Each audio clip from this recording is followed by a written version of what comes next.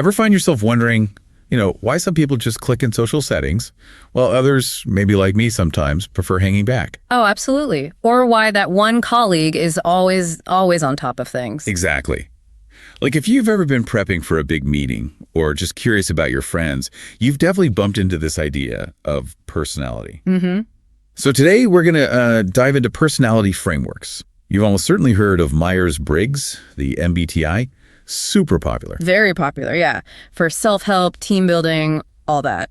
But we're going to quickly unpack some of its, let's say, scientific wobbles. Right, and then pivot to what psychologists mostly use now, the big 5 personality traits. Yeah, our mission today is to pull out some surprising, really practical insights into how these core traits shape, well, everything. Your life, career, even how you scroll through social media. It's fascinating stuff. And with MBTI, look, it helps people feel seen, definitely. It gives them a language based on Carl Jung's ideas about perception and judgment. And this is a big but. It is. The psych community is pretty skeptical. I mean, where does Jung himself never even bothered taking it? Which says something, right?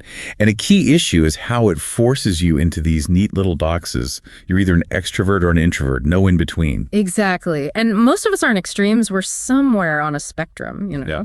Plus, it's self-report. Right. So you answer questions about yourself, which means, well, it's easy to kind of fake it.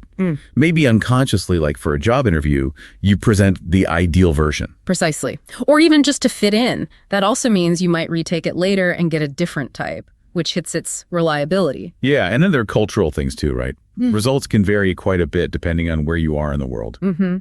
So for objective assessment, MBTI has some real limits.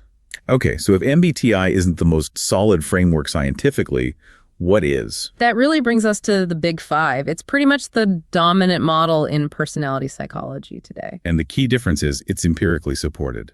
Exactly. It's not just theory. These 5 dimensions pop up consistently in research data across cultures. They are neuroticism, extraversion, openness to experience, agreeableness, and conscientiousness. OCEAN. Some people use that acronym. That's the one.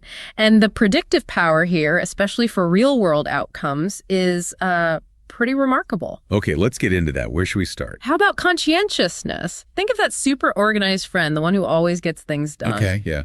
Got someone in mind. Well, that diligence, it's not just a quirk. It's huge for long-term success. There was this amazing 45-year study. 45 years. Wow. Yeah, following men from college. It found conscientiousness in college was the single best predictor of future life success, like adult adjustment, avoiding smoking, problem drinking. So early habits really matter there. They really do. It also links strongly to grades, and you see higher levels in entrepreneur managers compared to regular employees.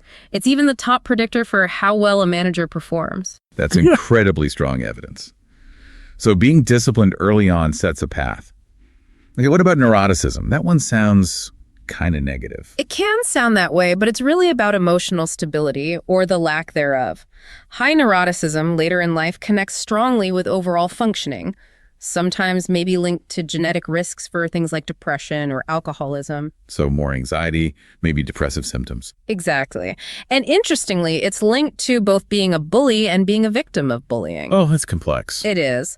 And while women generally report higher neuroticism than men, that difference kind of shrinks on social media. Maybe less self-consciousness in public there. Interesting digital effect. Yep. So knowing your level helps manage emotional reactions. Makes sense. What's next? Let's talk extraversion, not just being chatty. Right, more than just parties. Yeah.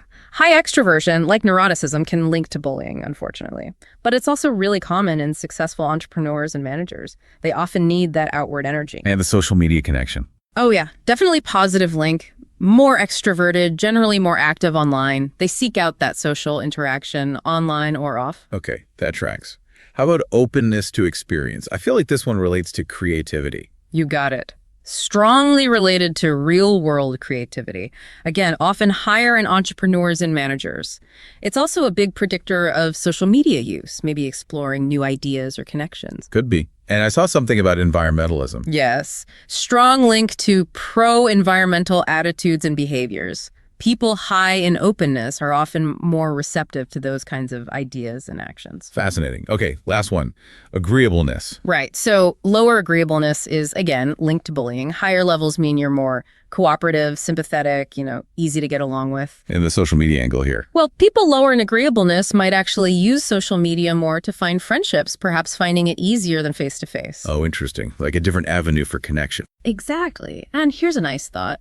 You might actually find yourself getting a bit more agreeable as you get older. Personality isn't totally fixed. There's hope for us all. So the Big Five is powerful, clearly predictive. Yeah. But it's not perfect, right? It's still a model. Absolutely. No model captures everything about a person. And like MBTI, it often relies on self-reports. So, people might still present themselves in a good light. Social desirability bias. And traits can change a bit. They can evolve, yeah. Especially when you take on big new roles, becoming a parent, a leader, things change you. Plus, how well it predicts success can depend on the specific job or the culture. And there are worries about using these tests in hiring, potentially leading to discrimination if not used carefully. That's a valid concern, yes. Needs careful ethical application. Okay, so wrapping this up, the big takeaway seems to be personality really does matter a lot. It shapes our lives in significant ways. Definitely. And while no test is a crystal ball, models like the Big Five give us some really powerful research-backed insights into ourselves and others. So maybe the question for you listening is, how could understanding your own Big Five profile maybe change how you tackle your next challenge? Or even just how you interact online, knowing these kind of subtle links? Yeah, what possibilities does that open up for you? Something to think about.